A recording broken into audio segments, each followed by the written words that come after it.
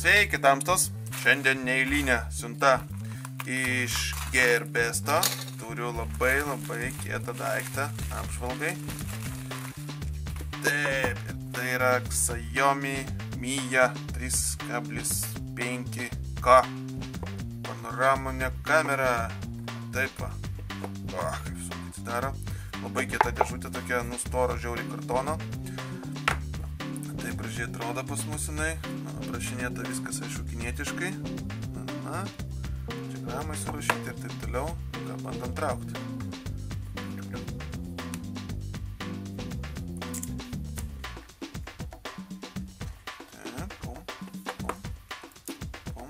Siemam lipučikas.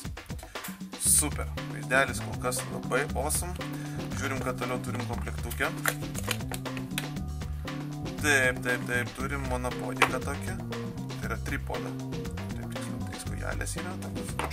Pasistatot ir filmuojat.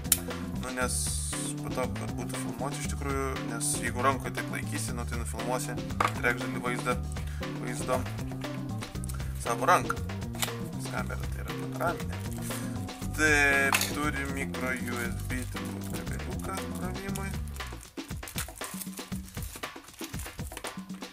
Taip, micro USB, standartinis, nieko ypatingo. Taip, ir turim, kaip visą laiką, kinietiškas instrukcijas. Dar turėtų būti, dar yra visokios. Bent jau yra QR kodas, iš kur apps atsisiųsti. Tai jau pliusas. Daugiau naudos jokios. Tai va, ir turim už tai tokį labai kelionį fainą krepšiuką. Taip, gražiai įsineda. Ir turėtų šiek tiek apsaugot nuo visokių įbrėžimų ir nuo visokių kitų dalykų negerų. Super. Awesome. Ką, einam prie pačios kameros. Šita pusė visas rėmas yra aliumininis. Taigi labai toksai jaučiasi kokybiškas daiktas. Priekis yra plastikas, toksai turbūt soft touch'as vadinamas. Tokių ant spaudų nepalieka nieko. Viskas labai awesome ir gražu. Šone turim dangtelę, atsidarom. Micro USB yra pakrovimui ir statosi kortelė iki 128 gigų. Taip, viršui turim įjungimo mygtuką, bandom įjungti ir niekas nieko nereaguoja. Wi-Fi mygtukas ir pradėti filmuoti ir sustabdyti filmavimą. Ir įjungimo mygtukas turėtų perjungti iš fotografavimo į filmavimą ir atvirkščiai. Tik tai dėja, jinai visiškai numirus. Reiks pasikrauti ir išbandant. Taip, ir dar apačioj mes turim čia kažkokie kontaktai, turbūt kažkokiam bus dėklo ir dar kažkas bus. Mikrofonas yra ir prisukti monopodai, štai taip. Šiaip tai super, atrodo iš tikrųjų labai kokybiškai, labai gražiai. Nepalyginti su jokiom kitom 360 kamerom, iš tikrųjų labai jaučiasi kokybė. Žiūrėsim, kaip filmavimas bus, kiek žiūrėjau review, kad filmuoja geriau negu Samsungo kamera. Tai ta Gear 360, kaip tą vadinam. Labai gaila, kažkaip nemalonu netgi, kad nusėdus atėjo. Ką, eisim krautis, nieko nepadarysim, tada žiūrėsim, kaip atrodo viskas. Taigi, pasikroviau aš device'ą, viskas veikia, viskas čiki, iš tikrųjų buvau biškai įsigandęs, kad nusėdęs įstatytas buvo, bet anyway, viskas tvarkoje. Taip pat ir pasižaidžiau iš karto kelias dienas pasibandymui, tikrai įdomus daiktas, kad iš karto galėčiau pasakyti pliusus, minusus ir visus kitus niuansus. Apie pagaminimą. Iš tikrųjų viskas super. Labai premium daiktas atrodo, iš tikrųjų kokybiškas, viskas ok. Tik tai tos linzės iš abiejų pusių, visą laiką toksai nesaugumo jausmas, kad net padėti neturi kur, nes realiai visur remsis į objektyvą ir gali subraižyti. Tai tas išsigelbėjimas yra šitas krepšiukas, kaip sakant, įmetė tada jau ramiau. Tai va, ir be abejo šitas dėklas, bet jisai turi minusiuką, kad jis yra silikoninis ir manau, jeigu gausmėlė kažkokia, viskas prie jo prilips šitoj vietoj ir kišant gali jisai susibraižyti taip pat. sakant, statytas jau viduj. Nu, bet anyway, žiūrėsim kaip seksis, tikėsimės, kad nesigraižys labai, nes jau visas apčiupinėtas yra ir reikia valyti. Tašiuko pliusas, kad čia yra viduj toksai švelnus paviršius ir man atrodo jis netgi ir pravalo, kad sakant, truputį. Bet būt geresnis, pasivalo šiek tiek, būnant viduj. Taip pat yra atsparus vandeniu daiktas. Išbandžiau, kišau po kranu, viskas lygtais tvarkoj, veikia. Tai pagal viską pasižiūrėjus, tikrai gali būti, viskas ok, atsparumas, tai man nepatinka, kad yra dangtelis, šitas krovimai. Tai jis kaip ir turėtų apsaugoti, bet pirmas dalykas jisai išsinešios, antras dalykas, pas mane buvo fotoaparatas tokiu dangteliu irgi atsparus vandeniui, atsparus iki tol, kol čia neprikrenta smėlio, plaukų ar dar kažko. Uždarėjai, neprispaudėjai pakankamai į vandenį, viskas šakės, nebėra daiktas nepigus. Tai va, na, tokie niuansai, kaip sakant, bet tas atsparumas bet kokiu atveju lietų ir dar kažką tai esam filmuoti be problemų, tikrai žinai, kad nieko neatsitiks daiktui, o kad ir įmerksi į vandenį, aš manau, na, giliai tikrai neverta save nerti arba tai ilgai laikyti po vandeniu, bet esant dideliam reikalui, net šiek tiek tikrai manau galima. Bet aš būčiau už tai, kad būtų dėklas. Deja, kol kas dėklo nėra pasirinkti. Baterija. Baterija laiko neblogai. Paleidau filmuoti, pilna baterija, man apsivalo 1,5 valandos, tai sakyčiau, kaip 2 objektyvam. Aišku, išjungtas Wi-Fi'us buvo, gal sujungtų jau daugiau nusireinis baterijos, bet anyway, laiko tikrai neblogai. Taip, yra niuansai. Na, iš esmės, tie niuansai visi atsiranda dėl to, kad tas sferinis filmavimas dar nėra labai išplitęs ir nėra labai populiarus. Dėl to atsiranda su standartais problemų ir su kokybės praradimu, kai jau yra iškeltas video. Tai tarkim, yra appsas, gal pradėkime to, Misfair kamera, šiaip iš tikrųjų veikia labai neblogai. Paspaudus mygtuką pradeda mirksėti čia ir tiesiog geltonas ir šitas prisijungia kamerą. Na, pirmą kartą reikėjo supėrinti, persijungia Wi-Fi'us iš naminio į šitą, viskas. Na, įsijungia, iškart matosi vaizdas. Vaizdas be abejo čia kokybė nėra tokia jau stebuklinga, nes, na, jisai transliuoja tiesiogiai, tai bet realiai įrašymo vaizdas yra žymiai geresnis. Gal nesimato. Tai va. Ir dabar, kad išsikelt video, vien toksai atrodytų paprastas dalykas, iš esmės dabar išėmėsi su kortelė, tai iš čia paspaudi, kad siūstųsi į telefoną.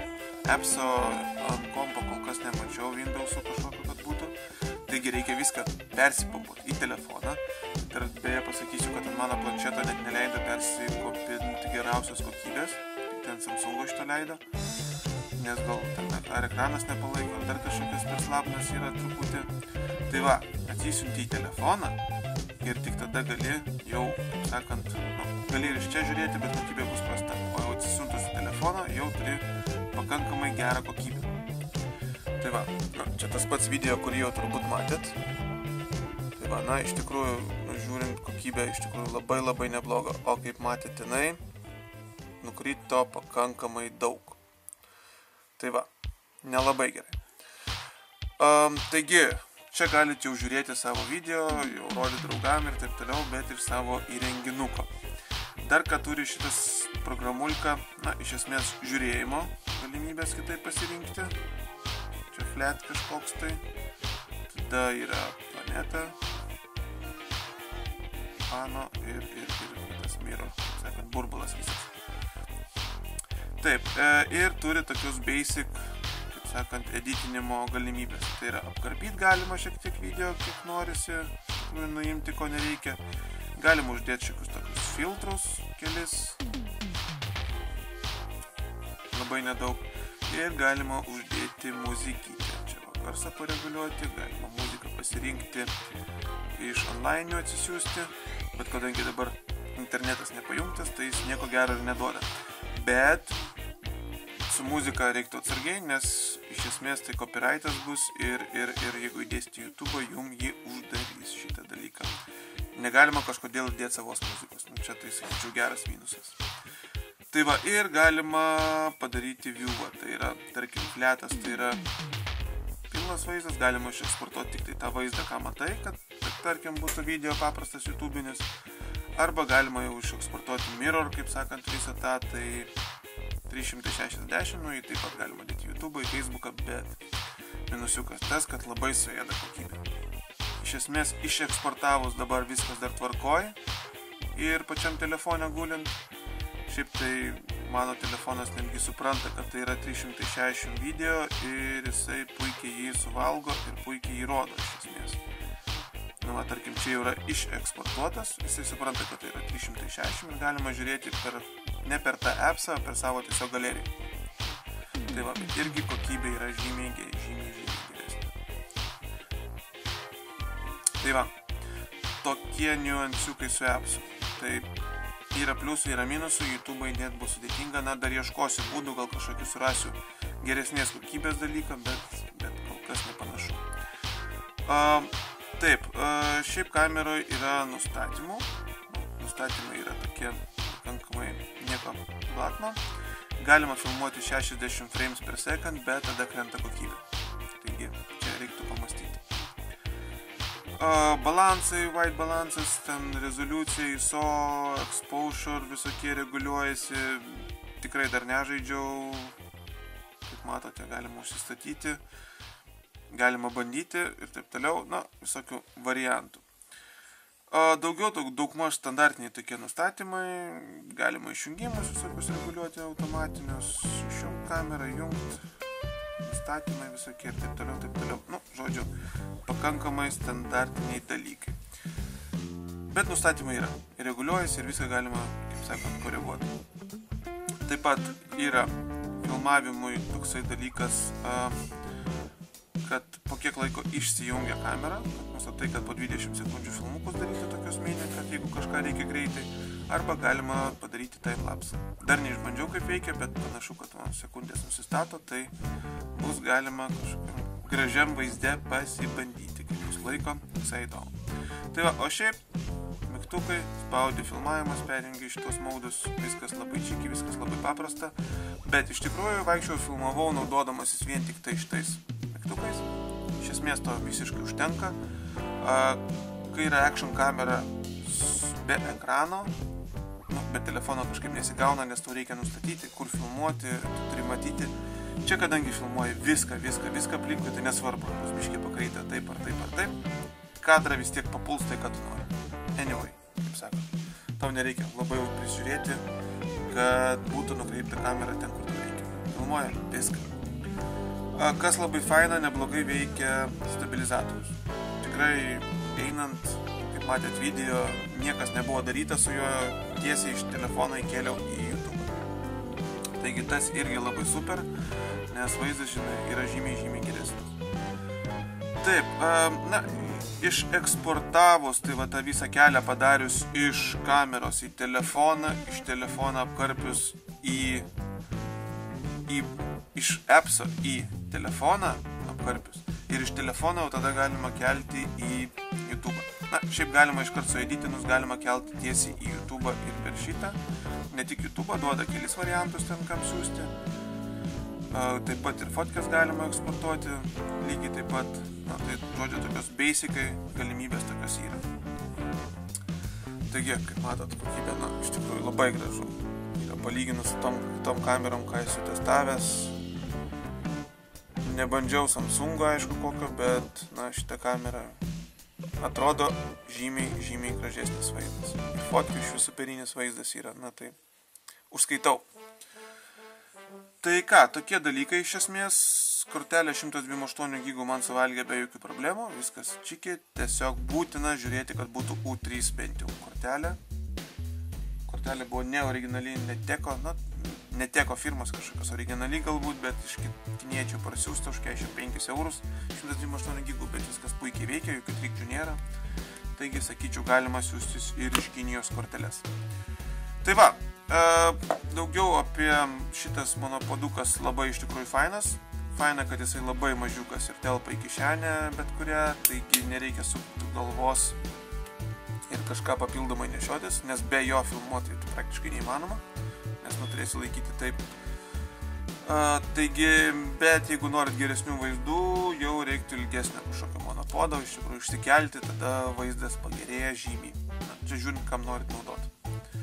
Nu ką, testuosim toliau, kišim po vandeniu, dėsim daugiau video, bus matyti, kol kas toksai trumpa apžvalga, bet kol kas super. Thumbs up daiktas, man patiko, viskas čiki. Greitą atkrovimą turi netgi, pasikrauna pakankamai greitai, man atrodo, mažiau negu valandą truko, tiksliai nenusekiau laiko. Ir baterija, man atrodo, 1500 magų, kiek matavau. Tai va, tai irgi, thumbs up. Žodžiu, kol kas minusai vieninteliai dėl appso iškrovimo, pakrovimo, pakankamai tai ilgai užtrunka. Ir kenčia kokybė, bet manau tas su laiku išsispręs, o pati geležis, pats daiktas yra super. Beje, dabar jau pradėjo kaist truputį, jinai kaista. Ir tikrai atrodo taip nemažai kaista, ypač kai iškelinėjai visus video. Įkaista pakankamai stipriai, aišku, laikyt gali. Ir kas esminis dalykas, kad nei jinai išsijungia dėl to, nei pradėjo kažkokius pranešimus mėtyti, nei dar kažkas, tai, įtakos veikimui neturėjo. Taigi, kaip ir šitoj sferoje viskas ok, nepatogumas, kad kaista, viskas. Taigi, dėkui, kad žiūrėjot, jeigu patiko, dėkit laikus, šerinkit video ir jeigu yra klausimų, kaip visą laiką apačioj. Dabar yra gerbėsite nuolaidą, įdėsiu linką, galite pasižiūrėti ir jeigu įdomu, nusipirkti. Iki greito!